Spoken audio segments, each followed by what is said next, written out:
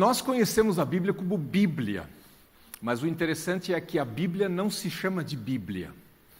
Ela não dá esse nome para si mesma. O termo preferido na própria Bíblia é Escritura, ou então Escrituras, e às vezes Escrituras Sagradas, porque de fato é um texto escrito. Nós hoje temos muita coisa escrita, mas no tempo que a Bíblia foi escrita, escrever era uma coisa rara. Pouca gente sabia escrever. Então, quando você tinha alguma coisa escrita, no tempo em que a Bíblia foi escrita, isso, de certa forma, tinha uma autoridade só pelo fato de ter sido escrito. Nem tudo valia a pena escrever, porque era um processo difícil.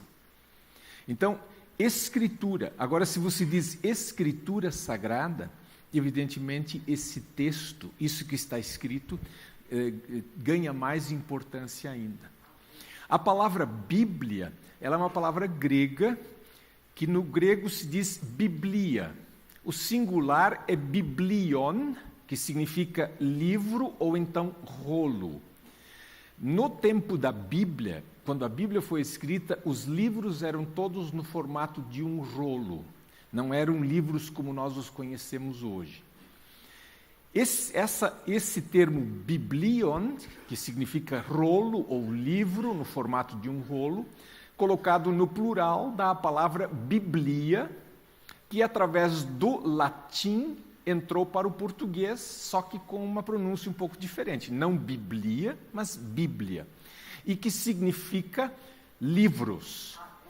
Então, a palavra Bíblia, por si só, já nos lembra que ela não é em si um livro. Ela está encadernada como um livro só. Ela é uma coleção de livros. São livros sagrados. A gente pode dizer que a Bíblia é uma biblioteca.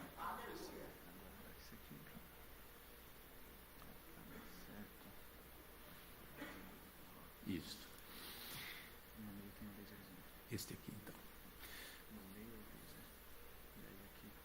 Isso.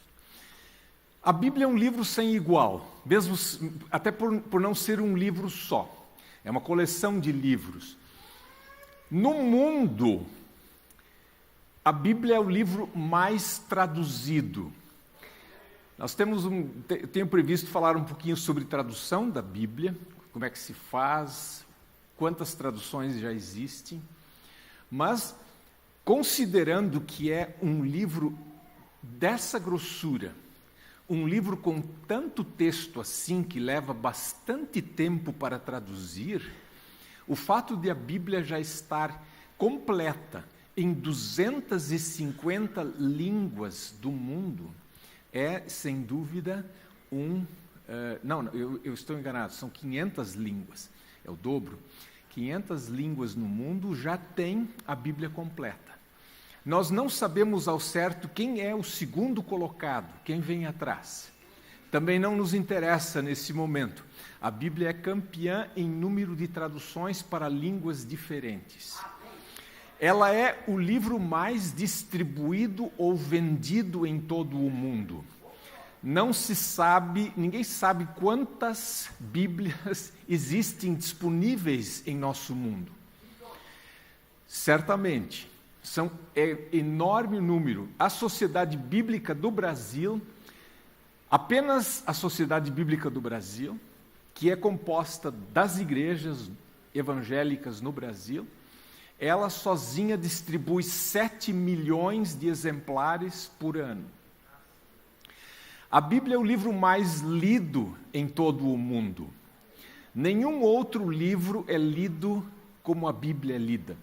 Às vezes a gente se queixa, e de fato, haveria possibilidade de mais leitura da Bíblia. Às vezes as pessoas dizem, é o livro mais vendido, o livro menos... Não é o livro menos lido, é o livro mais lido em todo o mundo. Livros que a gente leu, ou que vocês leram, alguns mais recentemente, outros tempos atrás, na escola, por exemplo, dificilmente são relidos. As crianças leem os livros, depois eles abandonam e nunca mais voltam a ler.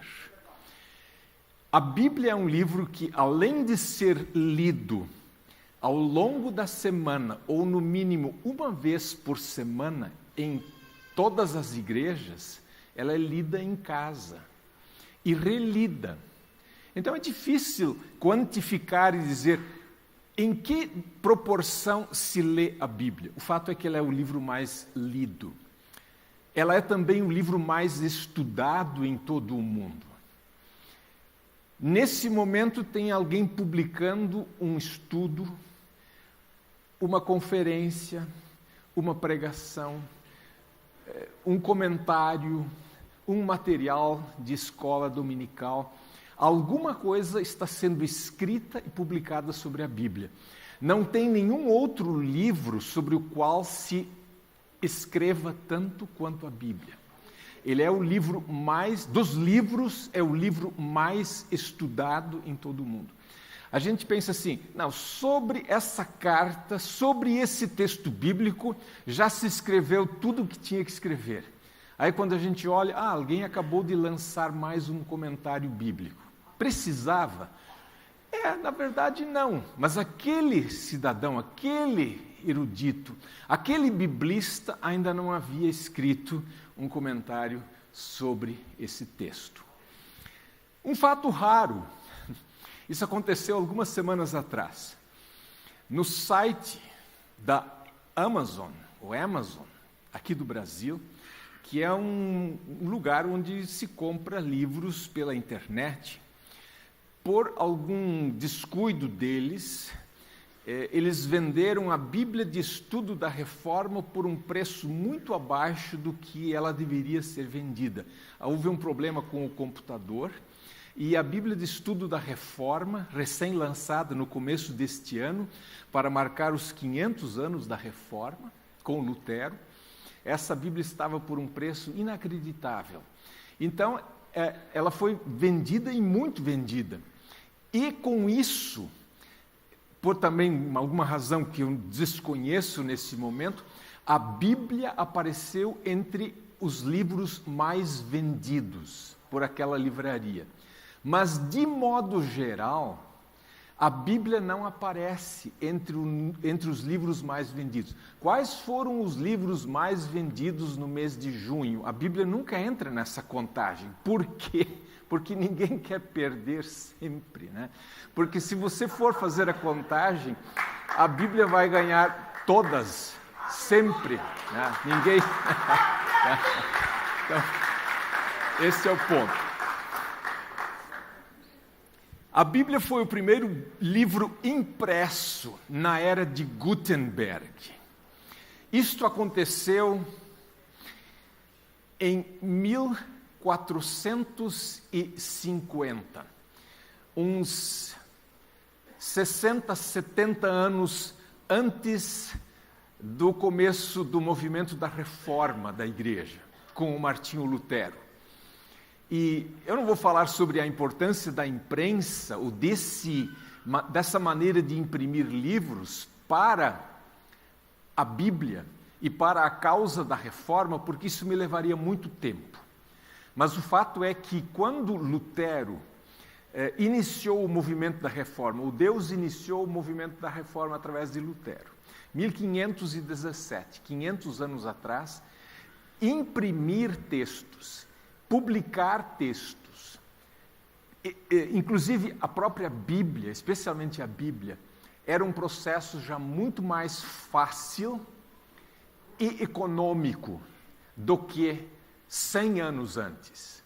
Graças a esse desenvolvimento tecnológico do Gutenberg, que fez algo que para nós hoje parece simples, e ninguém mais usa hoje para imprimir livros, essa que é a verdade. Hoje tudo voltou a um sistema anterior, mas eu também não quero explicar isso. Antes de Gutenberg, se você queria imprimir a página de um livro, você fazia alguma coisa parecida com um carimbo. Eu não sei se o pessoal ainda faz carimbos, acho que ainda faz pequenos, né? Mas eles faziam do tamanho de uma folha de um livro. Faziam aquele carimbo e então carimbavam, imprimiam carimbando 100, 200, 500, 1000 páginas. Feito isso, jogava o carimbo fora e fazia um novo, com a outra página. O que foi que o Gutenberg fez? Em vez de fazer esses carimbos com blocos de madeira, ele que era ferreiro, ele criou um sistema de caixilhos, de pequenos trilhos, onde ele encaixava as letrinhas, compunha a página, imprimia, quando estava pronto, ele tirava todas as letrinhas e montava uma outra página. Ora, isso evidentemente acelerou o trabalho e tornou o trabalho muito mais econômico, muito mais barato. E isso tudo já estava em andamento por uns 50, 60 anos, quando começa o movimento da Reforma, lá por 1517. A Bíblia, em todo caso, foi o primeiro livro a ser impresso nessa era de Gutenberg. Ele levou 5 anos para imprimir a Bíblia completa. 5 anos para fazer isso. Hoje, na Sociedade Bíblica do Brasil, com essas rotativas modernas, rolos de papel que são dessa altura, quando as rotativas estão funcionando assim, a toda velocidade, é possível imprimir todas as páginas de uma Bíblia em apenas 3 segundos. Em 3 segundos se consegue imprimir uma Bíblia completa. Porque, evidentemente, são várias páginas na largura de um rolo daqueles. E as rotativas andam muito rápido. Então, esses são alguns dados a respeito da Bíblia na era de Gutenberg. Livros, capítulos e versículos. Tudo bastante conhecido, mas só para repetir. Ao todo, na nossa Bíblia, temos 66 livros. Eu não preciso repetir isso. 39 mais 27. Os livros estão aí. Os capítulos também. Muita gente acha que a Bíblia foi escrita dessa maneira, e a gente precisa lembrar que não.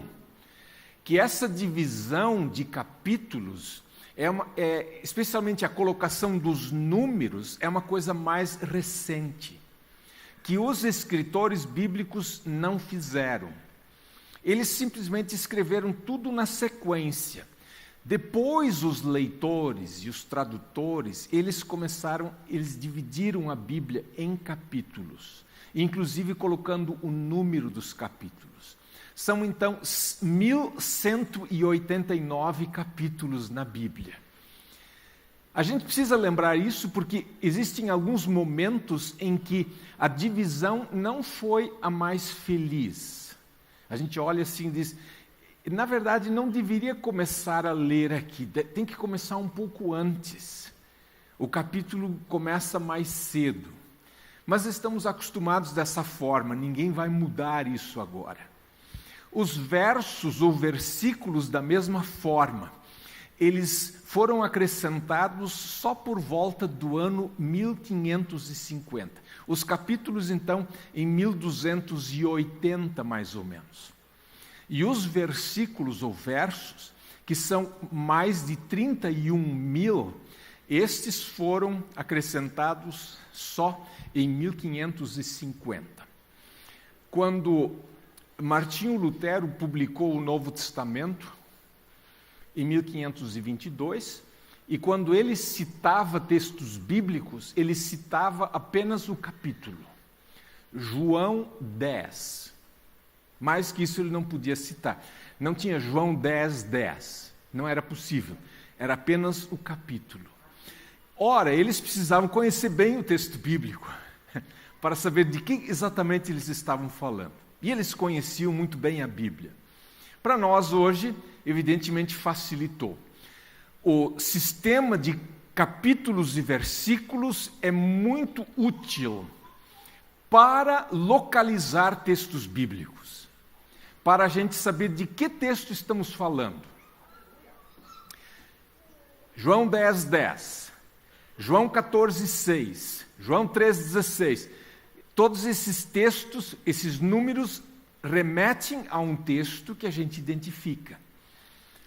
Mas, a rigor, ler a Bíblia, a melhor maneira de ler é não dando muita atenção a esses números, olhando mais para o texto e não tanto para os números, especialmente não fazendo o corte, versículo por versículo.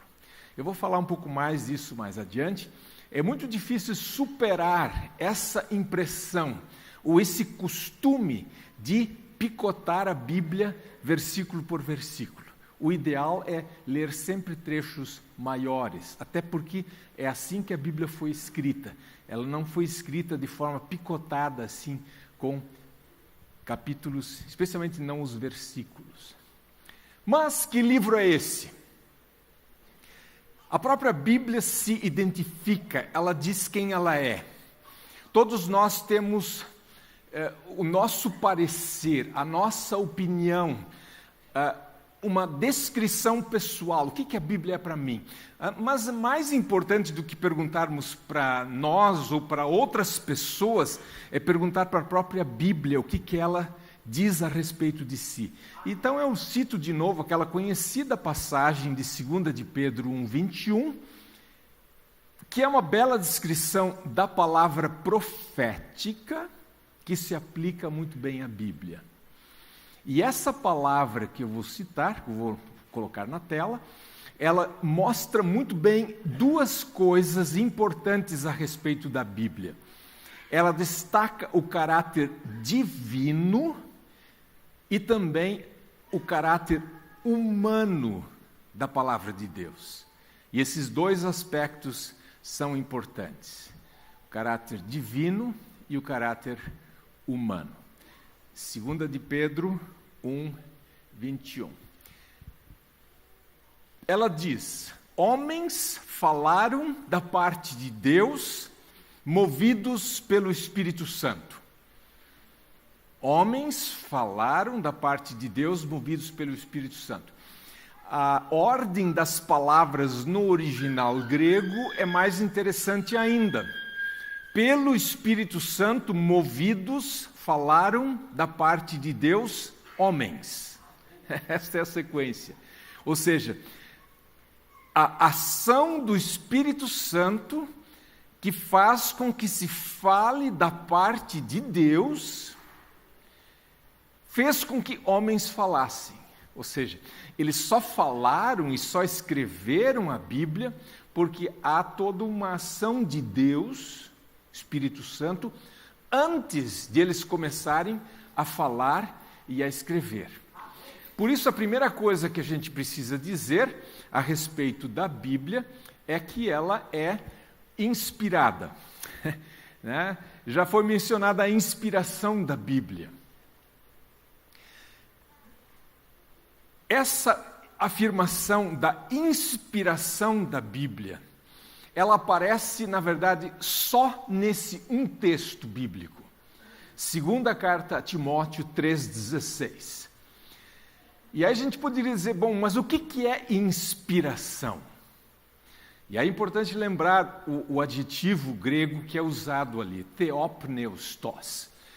De certa forma, theos é Deus, e pneustos é como que soprado, mas significa que Deus soprou, não necessariamente, a gente não pode forçar a palavra a dizer isso. Ela é, no fundo, inspirada por Deus, no sentido de que Deus é o autor, Ele é aquele que fez com que essa palavra fosse pronunciada e escrita. Mas, se a gente perguntar como foi que isso aconteceu, isto a própria Bíblia não explica. Nós não temos uma descrição de como isso foi feito. Para saber como isso aconteceu, a gente precisa ler os textos da Bíblia e ver como foram escritos, se é que isso pode ser determinado. E aí existe uma conclusão simples, E eu vou chegar a ela daqui a pouco, mas já posso antecipá-la. Lá no comecinho da carta aos Hebreus, bem no começo, diz que Deus falou aos pais pelos profetas e Ele falou muitas vezes e de várias maneiras. Ou seja, nem tudo na Bíblia nos foi dado da mesma maneira. Então a gente pode perguntar, será que foi assim como alguém fez uma pintura uma vez, um quadro, em que aparece o que supostamente é um escritor bíblico, que está como que olhando para trás ou para cima, ouvindo um mensageiro celestial transmitindo uma mensagem? Será que foi assim? Ou será que foi assim também? Alguém, de uma forma bem natural ou normal, debruçado sobre uma mesa com papéis, livros abertos, e escrevendo, da maneira bem natural, normal, como nós escrevemos um texto sentado à mesa. A pergunta é, foi daquela maneira ou foi dessa maneira? E aí vem a resposta, de muitas maneiras. Então a Bíblia nos foi dada de maneiras diversas. Alguns trechos, a gente pode dizer, foram dados por ditado. Quer dizer, veio assim, como se fosse uma mensagem direta, comunicada, como se fosse por telefone. Anota aí. E alguém anotou.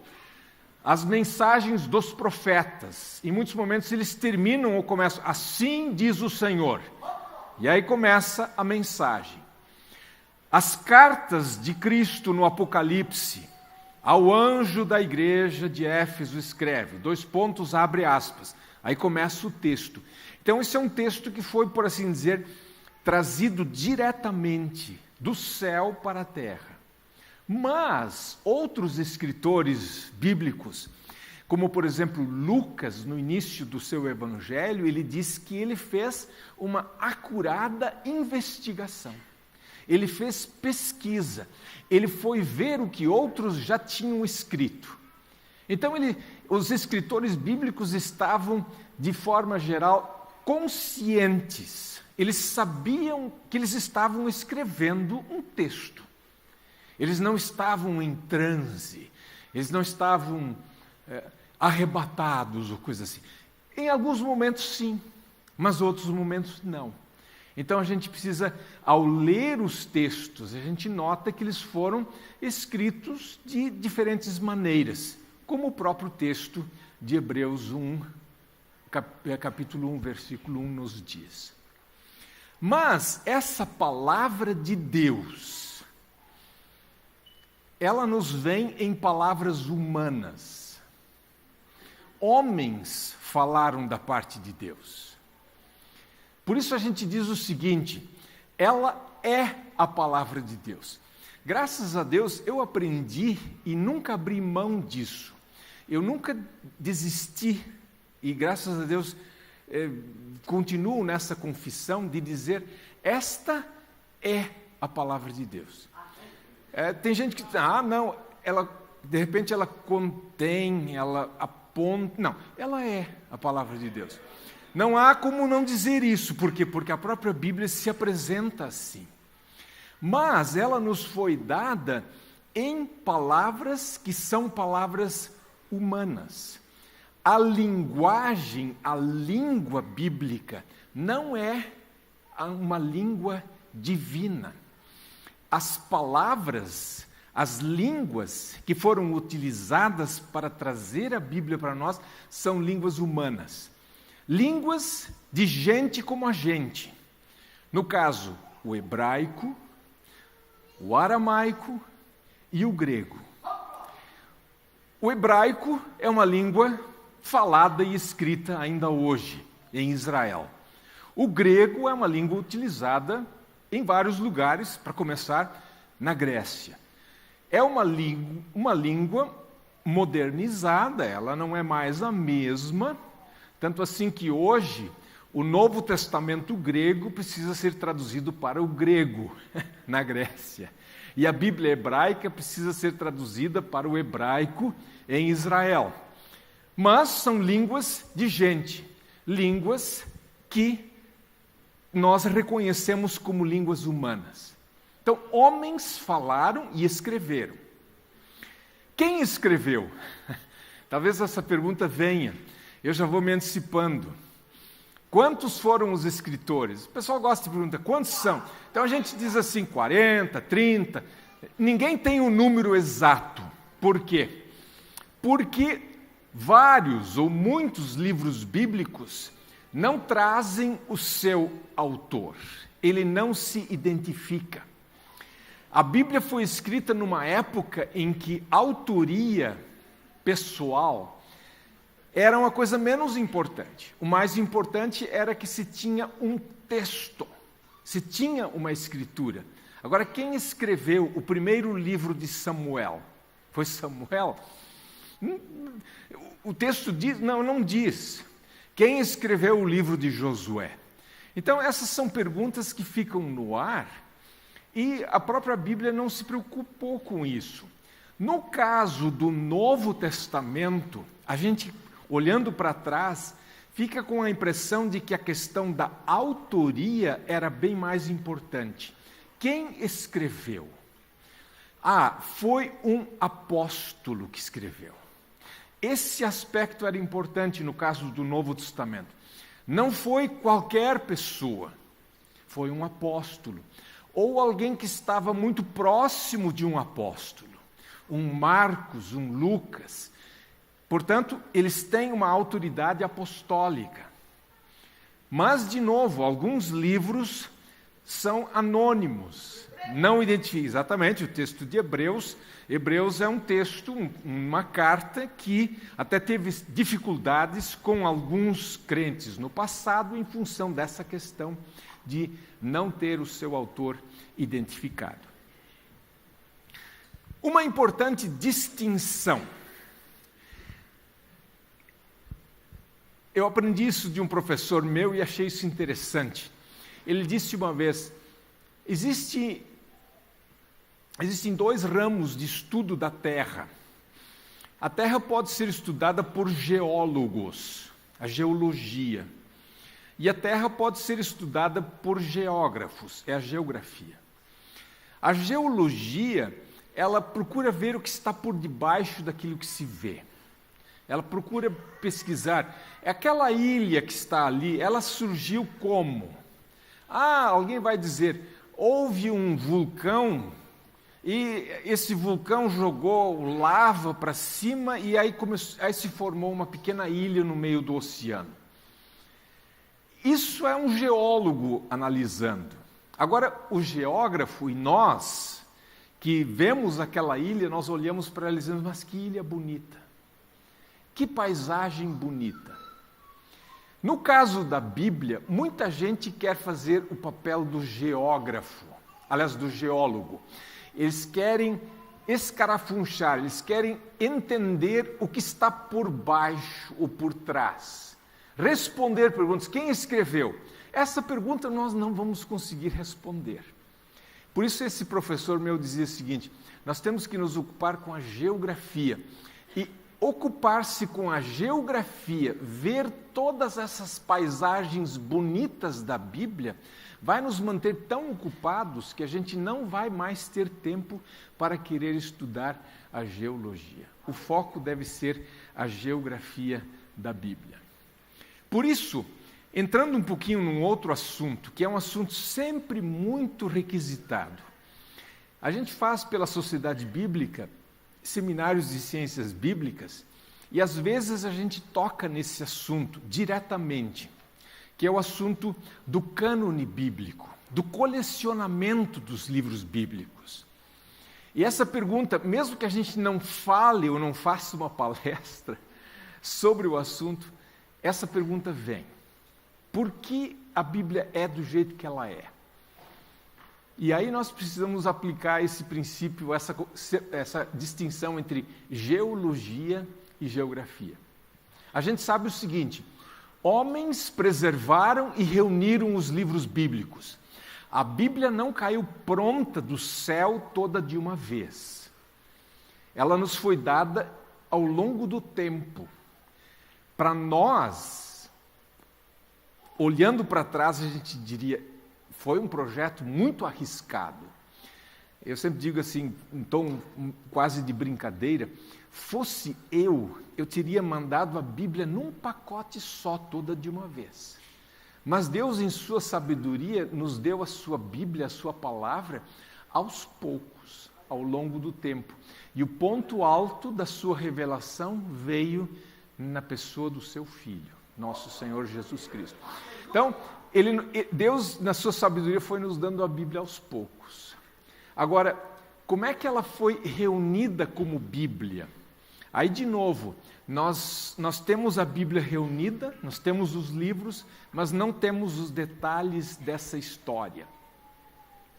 Esse processo de colecionamento ou de canonização dos livros, ele deixou algumas marcas na Bíblia, mas não existe uma palavra definitiva, muito menos um índice de livros.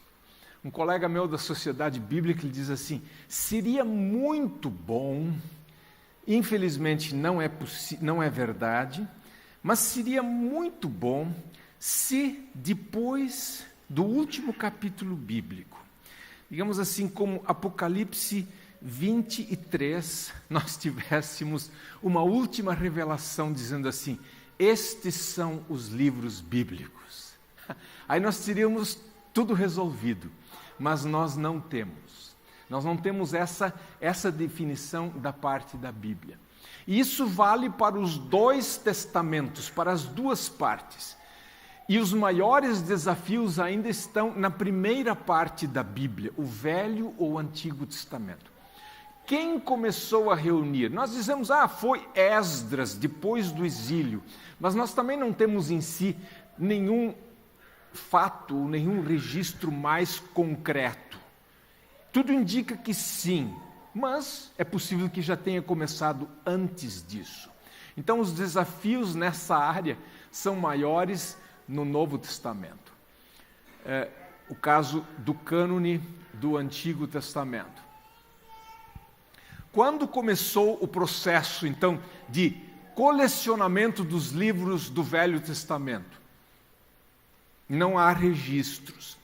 Existe um dos assim chamados livros apócrifos, que foram escritos no período dos 400 anos entre os testamentos. O livro de Eclesiástico, que é do ano 130, mais ou menos, antes de Cristo. E ali já se fala sobre lei, profetas e outros escritos. Em Lucas 24, 44, se fala sobre lei, profetas e salmos. Essa é a divisão da Bíblia hebraica ainda hoje, mais ou menos assim. A lei, os profetas e os escritos. Em hebraico, Torá, Neviim, Ketuvim. Lei, profetas e escritos. Como o primeiro livro dos escritos é o livro dos Salmos, no tempo de Jesus eles falavam lei, profetas e salmos. Salmos era o nome dado à terceira parte desse cânone do Velho Testamento no tempo de Jesus e dos apóstolos. Agora, quando isso terminou? Quando chegou ao fim? Quando eles tinham a certeza, são esses 39 e não outros. Também não se sabe com certeza. Às vezes se aponta para um concílio na cidade de Jâmnia, no ano 90, mas também não existe certeza se houve um concílio. Tudo indica que aquele era um local de estudo da Bíblia, mas que não houve um concílio propriamente. Então é difícil de determinar isso. Então, no cânone hebraico, interessante mencionar isso, espero que não confunda, ou seja, complicador, mas na Bíblia hebraica, os livros não são 39, mas são apenas 22. Mas não se assustem, não está faltando nada. É que na Bíblia hebraica eles juntam livros, eles agrupam livros. Por exemplo, 1 Samuel e 2 Samuel é um livro só. 1 Reis e 2 Reis, um livro só. Os 12 profetas, de Oséias até Malaquias, são colocados como um rolo, ou um livro só. Então se chega a 22 livros, mas, olhando lá, são, na verdade, os nossos 39, só que alguns deles são juntados, são agrupados para formar 22 livros, que para o povo judeu é um número importante porque são 22 letras do alfabeto. Então, para cada letra do alfabeto, um livro bíblico. Então, isso é interessante da parte deles. São os mesmos 39 que nós temos em nossa Bíblia. E no Novo Testamento? No Novo Testamento nós temos algumas pistas do processo. Alguns rastros que ficaram, mas também nada assim, como na forma de uma descrição. Interessante, na primeira carta de Paulo a Timóteo, capítulo 5, verso 18, ele escreve assim, vocês conhecem o texto: devem ser considerados merecedores de dobrados honorários os presbíteros que presidem bem, com especialidade os que se afadigam na palavra e no ensino, pois a Escritura declara: não amordaces o boi quando pisa o trigo. Esse é um texto que está na Bíblia em outros lugares, no Antigo ou Velho Testamento, já começando lá com Deuteronômio. E ainda, o trabalhador é digno do seu salário. Isso está na Escritura, mas não está na Escritura do Velho Testamento. Isso está no Evangelho, em Mateus e em Lucas. Então, Paulo cita esse texto como Escritura, o que é um sinal de que, quando ele escreve, as palavras de Jesus já são consideradas parte da Escritura, parte da Bíblia. Mais adiante, em Colossenses 4, ou em Colossenses 4,16, se fala daquela carta aos Laodicenses. E eles pedem, o escritor, Paulo, pede que se faça troca de cartas. Que a carta que foi mandada lá para Laodiceia seja também lida pelos colossenses e vice-versa. Lembrando de novo, naquela época não era possível cada um ter a sua Bíblia em casa. Então ele não diz assim, leiam a carta que eu mandei, cada um em sua casa. Não tinha cópia para cada um. Havia um exemplar, uma cópia na igreja, então ela era lida na igreja para todos os irmãos, assim como nós hoje ainda e também lemos a Bíblia na igreja. E 2 de Pedro 3 fala das cartas do nosso irmão Paulo, que alguns deturpam.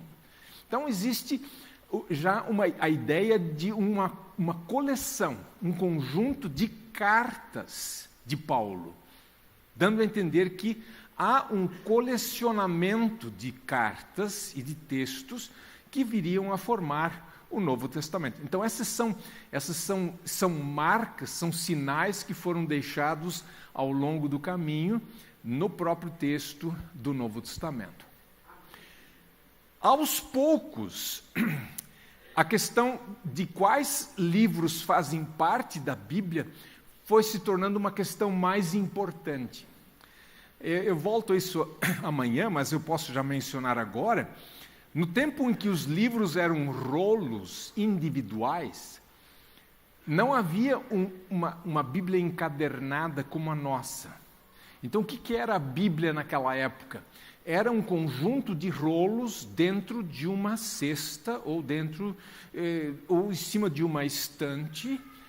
Mas que livros são e que livros não são Bíblia? Os livros bíblicos estavam entre outros livros. Mas, aos poucos, se começou a fazer livros como nós os conhecemos hoje, na forma de cadernos, com encadernação. E na hora que você vai encadernar um livro, nesse momento você precisa decidir que livro vai fazer parte desse volume. E aí a questão do cânone, de que livros são e que livros não são canônicos, se tornou uma questão muito importante. Mas não temos maiores registros sobre quando isso foi finalizado. O que se sabe historicamente é que no ano 200 depois de Cristo, todas as igrejas existentes naquela época já tinham, na sua maioria, todos os livros, ou a maioria dos livros que fazem parte do nosso Novo Testamento hoje. Essa carta pascal do bispo Atanásio, lá na região do Egito, em 367, ela é um registro, uma das coisas que chegou ao nosso tempo. Não é o registro necessariamente mais antigo, mas é uma lista dos 27 livros do Novo Testamento, e só esses 27. Nenhum a mais, nenhum a menos, mas é, como podem ver, uma data bastante tardia, 367 depois de Cristo.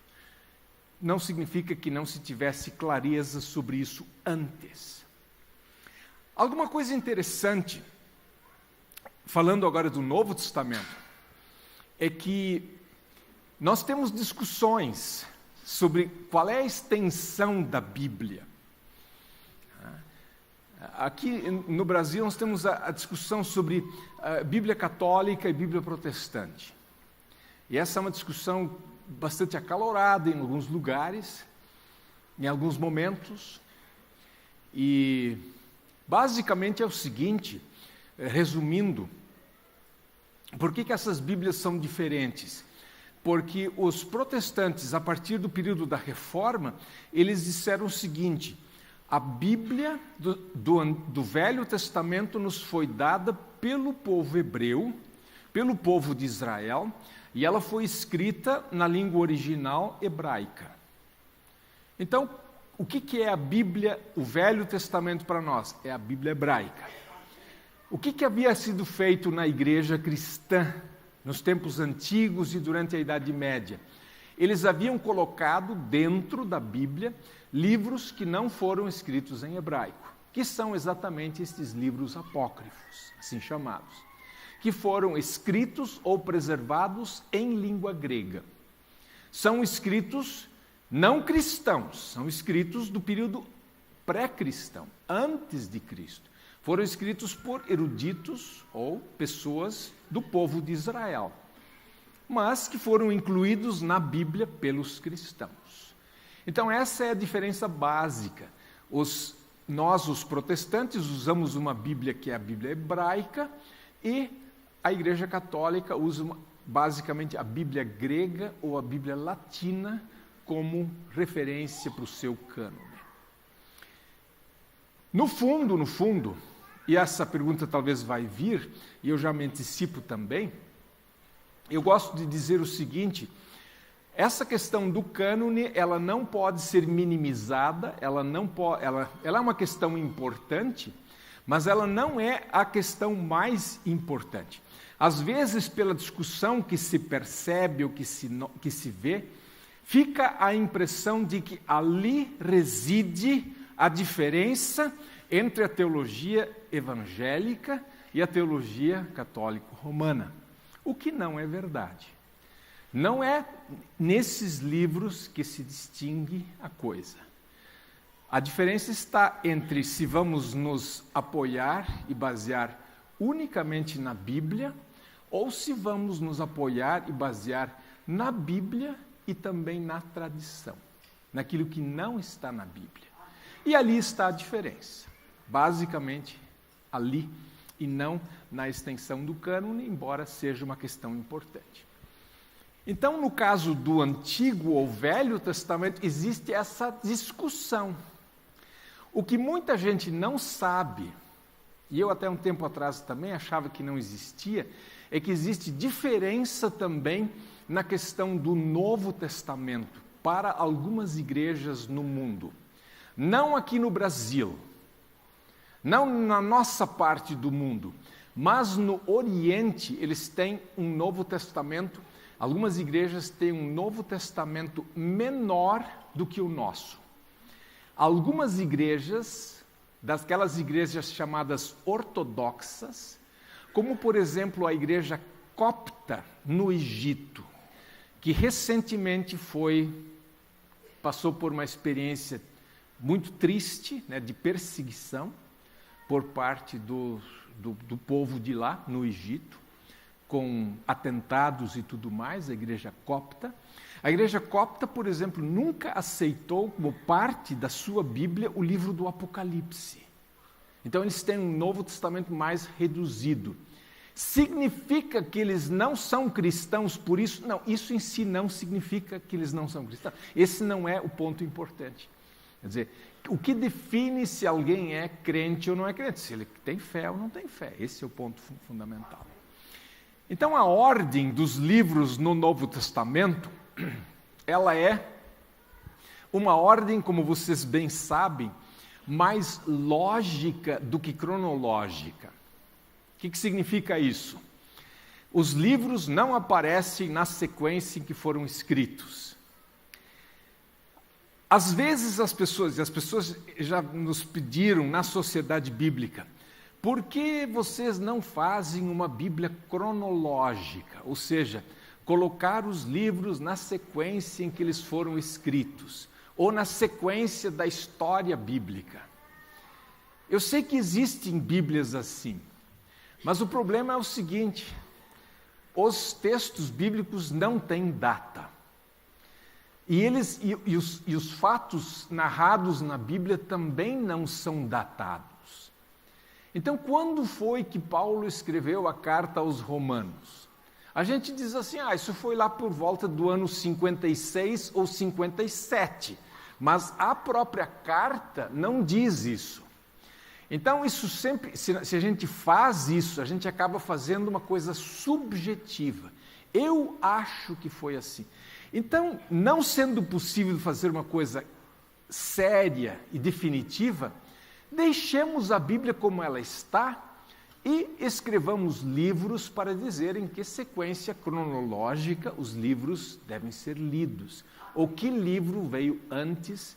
Por exemplo, as cartas aos Coríntios foram escritas antes da carta aos Romanos. Mas, no Novo Testamento, o Romanos vem antes das cartas aos Coríntios.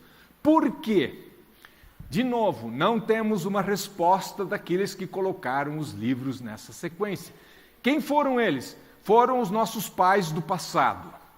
Não fui eu, não foi o meu avô, foi gente muito tempo atrás. Graças a Deus, eles fizeram isso para nós não precisamos mais nos preocupar com isso. Nós só temos que agora ler o texto. E não precisamos mais discutir isso. Mas, aparentemente, eles colocaram os livros do Novo Testamento, especialmente as cartas ou epístolas, numa sequência de tamanho, da maior para menor. Então, Romanos é mais comprida, mais longa, depois 1 aos Coríntios um pouco mais curta, 2 aos Coríntios, Gálatas, Efésios, Filipenses, Colossenses, vai encurtando. E depois as cartas escritas às pessoas. 1ª carta a Timóteo, 2ª carta a Timóteo, Tito e Filemão. A 2ª carta a Timóteo, ela foi escrita provavelmente depois da carta a Tito. Mas por que ela vem antes? Ela vem antes porque ela é mais longa do que a carta a Tito. Então, eles não há um registro, nós fizemos assim por esse motivo, mas a gente olhando por que estão colocados nessa sequência, faz sentido. Eles foram colocando da maior para a menor em termos de extensão do texto. O texto mais longo no começo, o mais curto no final. Uma palavra de cautela sobre essa questão do cânone. Como herança da reforma, nós afirmamos o sola scriptura, só a Escritura. E esse foi, no fundo, um dos resultados, uma das ênfases da reforma de 500 anos atrás e que nós ainda valorizamos. Qual é a autoridade, o que é autoridade na igreja em questões de fé e vida? A Bíblia, a palavra de Deus. Nós não temos um grupo de teólogos em alguma cidade do mundo ou um líder espiritual que nos interpreta a Bíblia. Não, a Bíblia se interpreta sozinha. Nós a lemos e temos o direito de ler. Não temos um papa, né? Não temos um colégio de cardeais que decide o que fazer. Não, a Bíblia é a autoridade. Então a Bíblia define as coisas para nós. E quando ela não define, nós temos que ter cautela, para não dizermos, mas eu sei. Agora, como você sabe? Se a própria Bíblia não diz isso. Então, nós não temos uma segunda autoridade, nós não podemos dizer, houve um concílio em tal data. Não, concílios não têm valor para nós. O que define é a Bíblia. Então, como a Bíblia não define ela própria a sua extensão, nós temos que ter cautela. Para mim, pessoalmente, eu estou absolutamente convencido de que a Bíblia é esta. Mas eu não posso simplesmente dizer, eu tenho agora 15 provas para mostrar que é assim. Essa é uma convicção que eu tenho. Mas a própria Bíblia não define. No caso, por exemplo, da Igreja Católica, eles têm uma decisão de um concílio, o Concílio de Trento, que disse, estes são os livros bíblicos. Uma igreja pode adotar essa decisão, tomar essa decisão. Para nós, os livros são esses. Mas tem que saber que não há em si um texto bíblico que fundamente essa decisão. É uma decisão prática, em cima de uma coisa histórica, ou seja, a Bíblia nos foi dada dessa maneira, mas ela própria não define qual é a sua extensão. A questão da humanidade da Bíblia. A gente precisa levar isso a sério, sem abrir mão do seu caráter divino. Ela tem esses dois lados. Então, o fato de a Bíblia ser um texto que foi escrito em palavras humanas, palavra de Deus em linguagem humana, num livro que foi colocado sobre papel, ou papiro, ou então sobre pergaminho. Mas, por ter essa característica, a Bíblia passou pelo mesmo processo de outros livros. E para chegar ao nosso tempo, essa palavra de Deus em palavras humanas teve a mesma dificuldade de outros livros antigos. Ou seja, a Bíblia não se tornou invulnerável. Ela podia ser rasgada, ela podia ser queimada. Ao ser copiada, as pessoas podiam cometer erros. E a gente precisa levar isso em conta. Então, os que copiaram, os copistas, ao fazerem o seu trabalho com o máximo de cuidado, mesmo assim, ao copiar à mão, trocavam uma letra, esqueciam uma letra, acrescentavam uma letra, saltavam uma linha, copiavam uma linha 2 vezes. Mas, felizmente, nós temos um número grande de cópias, tão grande, que nos permite, comparando um com o outro, aqui, evidentemente, esse copista cometeu um erro nessa cópia. Mas o outro não fez esse erro. E esse outro também não fez o erro. Então, esse um que deixou de copiar por um lapso, ele fez um erro, mas quem está certo são os outros que copiaram. Portanto, com o número maior de cópias disponíveis, nós podemos dizer que a Bíblia é, de todos os livros antigos, ou de 2000 anos atrás, o livro que mais bem está documentado. É um livro que temos maior certeza do que qualquer outro livro, de que ele está em nossas mãos do jeito que ele foi escrito. Então esse é outro caráter, outro detalhe importante a respeito da Bíblia. Exatamente, um grande número de manuscritos. Outra coisa interessante ou importante no caso do fato da Bíblia ser palavra de Deus em palavras humanas, é que isto permite a tradução. Por serem palavras humanas, podemos traduzir, que é passar de uma língua para outra, ou trocar as palavras humanas por palavras humanas de outra língua. E nem por isso deixa de ser a palavra de Deus. Por quê? Porque ela foi colocada em palavras humanas, palavras que as pessoas entendem e que para nós entendermos precisam ser colocadas na nossa língua. Por isso, quando a gente faz uma tradução ou atualiza uma tradução da Bíblia, a gente não está atualizando a palavra de Deus, a gente está atualizando as palavras das línguas humanas que foram usadas para nos trazer a palavra de Deus. Eu vou indo para o final, quero falar rapidamente sobre a utilidade e a finalidade da Bíblia. Que livro é esse? É a palavra de Deus que nos foi dada em palavras humanas e que foi colecionada, preservada e que chegou ao nosso tempo. Qual é a sua utilidade? 2 Timóteo 3,16. Essa escritura é útil.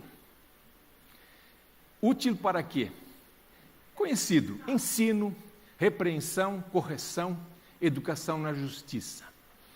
A Bíblia, na linguagem de hoje, procura explicar isso um pouco mais. O que é ensino? Ensino é o ensino da verdade, é o ensino da fé. Enfim, ensino. Repreensão. O que é repreensão? Repreensão é condenar o erro. Correção.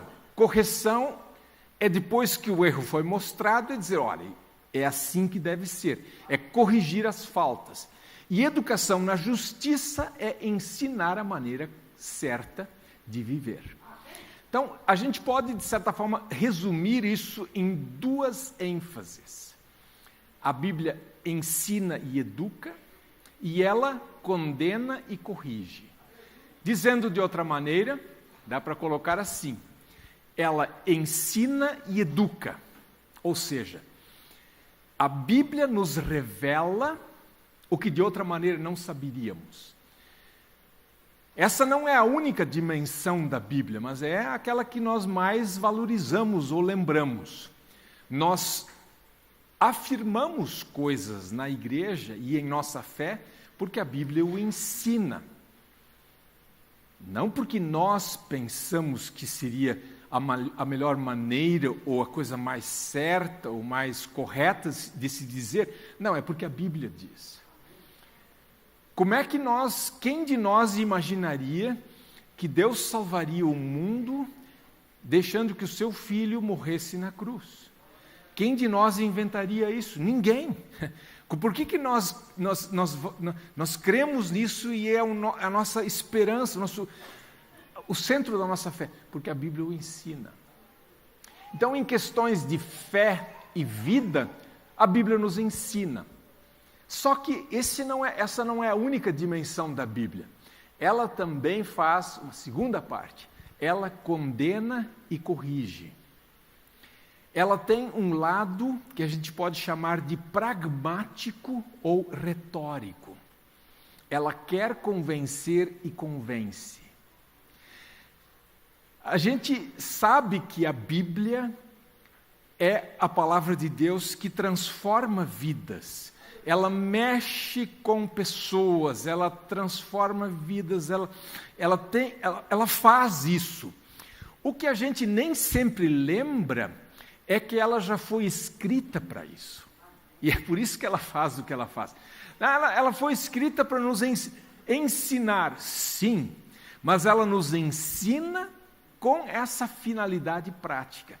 Os livros foram escritos para mudar situações, para que as coisas não continuassem como estavam. E nesse sentido, ela tem uma intenção de transformação já na sua origem. Por que Paulo escreveu a carta aos Gálatas? Para ensinar o Evangelho. Sim, para ensinar o Evangelho. Para enfatizar a liberdade. Foi para a liberdade que Cristo nos libertou. Ok. Mas qual era o problema? Havia um problema, havia um perigo. As igrejas estavam abandonando o Evangelho, estavam assim fascinadas por uma nova doutrina, tentando voltar aos caminhos antigos da lei. Alguém dizia, não basta o Evangelho, não basta aquilo que Cristo fez, você precisa fazer uma parte também. Deus deixou essas exigências que precisam ser cumpridas. E aí Paulo escreve dizendo, não é para lá. Fiquem firmes na liberdade para a qual Cristo vos libertou. Então essa é a intenção do texto. Ele foi escrito para ensinar o Evangelho, mas com a finalidade prática de causar uma transformação na vida das pessoas. Tem um colega nas sociedades bíblicas, ele disse uma vez, e nós estávamos discutindo, falando sobre um assunto, de repente ele interrompeu e disse sobre a questão de sermos honestos com as pessoas e de fazermos uma tradução que é uma tradução honesta, correta. Tem que traduzir o que está escrito, não o que eu gosto, o que eu acho. O que está escrito? Tem que ser ético na hora de traduzir.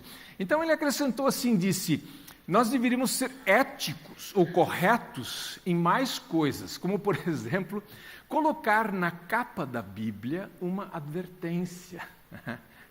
Tipo assim, cuidado, este livro pode transformar a sua vida.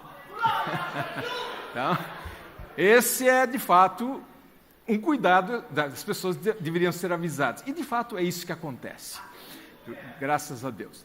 Finalidade da Bíblia.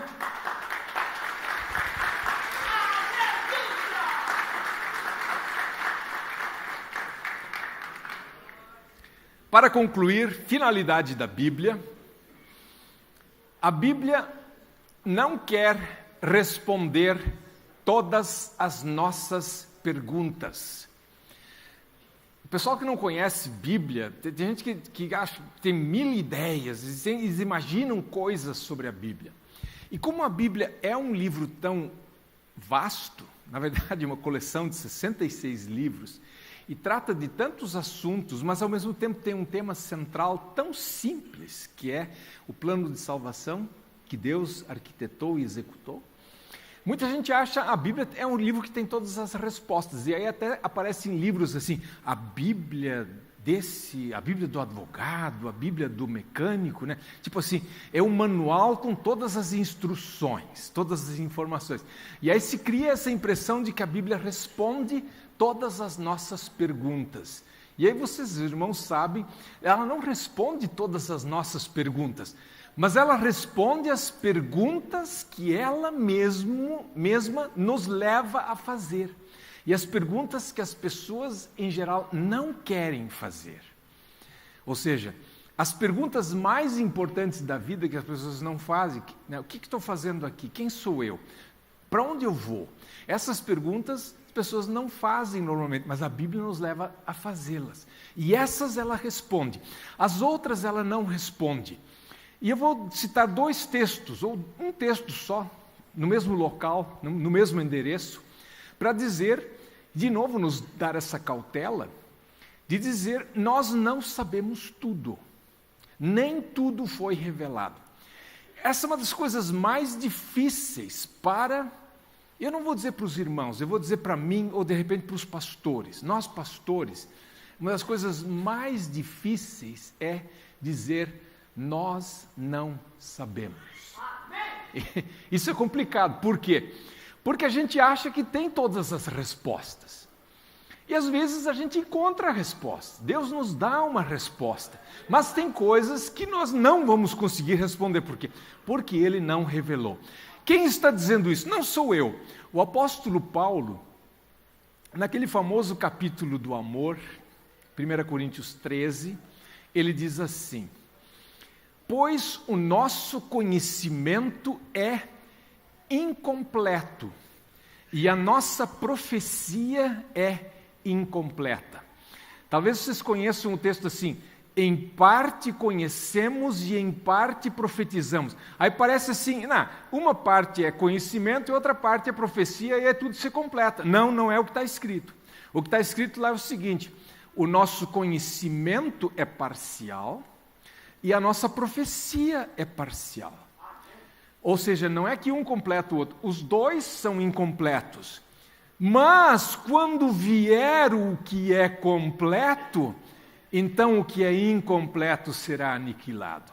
Ou seja, nesse momento, nós não temos todas as respostas. É mais ou menos como esse quadro, essa fotografia. Eu achei isso muito interessante porque a gente vê que existe, aparentemente é uma criança por trás desse vidro embaçado.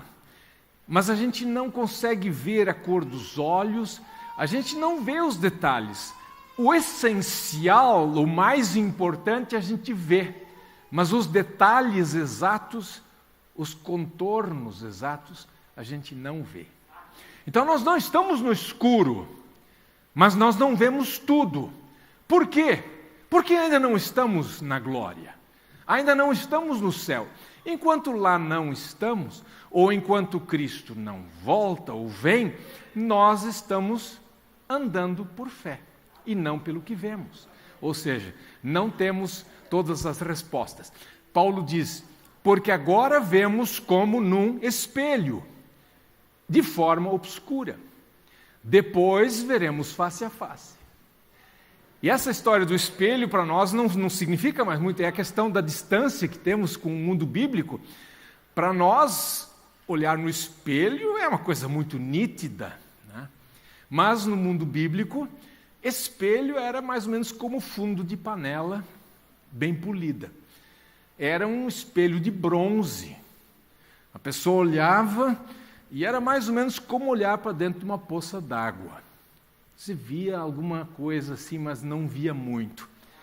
E já imaginaram viver num mundo onde você nunca vê o seu rosto com nitidez?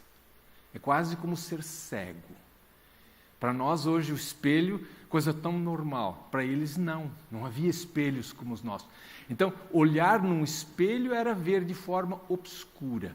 E é assim que Paulo diz: nós vemos as coisas, mas vemos assim de forma indireta ou de forma nebulosa. Não vemos tudo. Não temos todas as respostas. Mas a resposta principal temos. Qual é a finalidade da Bíblia? Responder todas as nossas perguntas? Não. O que então ela quer? Ela própria diz, Paulo diz: conheces as sagradas letras que podem tornar-te sábio para a salvação pela fé em Cristo Jesus. Pensem comigo na sequência. Sabedoria. Não diz assim simplesmente para que você tenha conhecimento. Claro, às vezes ser sábio passa pelo conhecimento, mas tem muita gente que tem muito pouco conhecimento e muita sabedoria. E tem gente que tem muita sabedoria sem ter nenhum ou quase nenhum conhecimento. Então, tem gente que sabe tudo, mas não tem sabedoria, não sabe fazer as coisas práticas da vida. No caso aqui, a Escritura diz que ela nos foi dada para nos tornar sábios. Para quê? Para a salvação. Não é uma sabedoria qualquer, mas é uma sabedoria salvífica. Como é que é isso de ser salvo? Pela fé. Ah, sim, todos vão concordar que sem fé não dá para viver. Mas o texto é mais específico. Ele não diz, qualquer fé serve, fé é importante, andar com fé eu vou, que a fé não costuma falhar, essa coisa toda, né? Não, é fé em Cristo Jesus. Essa centralidade da pessoa de Cristo, esse é o grande objetivo e finalidade da Bíblia. Por isso a gente diz, a Bíblia é o livro de Cristo. A gente pode discutir uma série de coisas da Bíblia, a gente pode ter uma série de questões ou dúvidas, mas essa mensagem central não pode estar em dúvida. Por isso, todos que traduzem a Bíblia, por exemplo, se preocupam com isso. A mensagem central da Bíblia vai ficar clara? Se ela está clara, então o objetivo foi alcançado. Nós chegamos onde queríamos chegar. Para concluir um resumo, a Bíblia é um livro sem igual, uma coleção de livros, na verdade, um mundo de texto. A gente nunca termina de estudar a Bíblia. Não há ninguém que possa dizer, de Bíblia eu sei tudo. Sempre tem alguma coisa nova a aprender. Mas ela é a palavra de Deus em linguagem humana, ela nos ensina, ela transforma, com o objetivo último de nos levar à casa do Pai. Este é o seu objetivo e por isso nós a amamos e dizemos com o autor do Salmo 119. Se os irmãos puderem me acompanhar, vamos ler em conjunto como nossa confissão também e confissão final. Vê como amo os teus preceitos.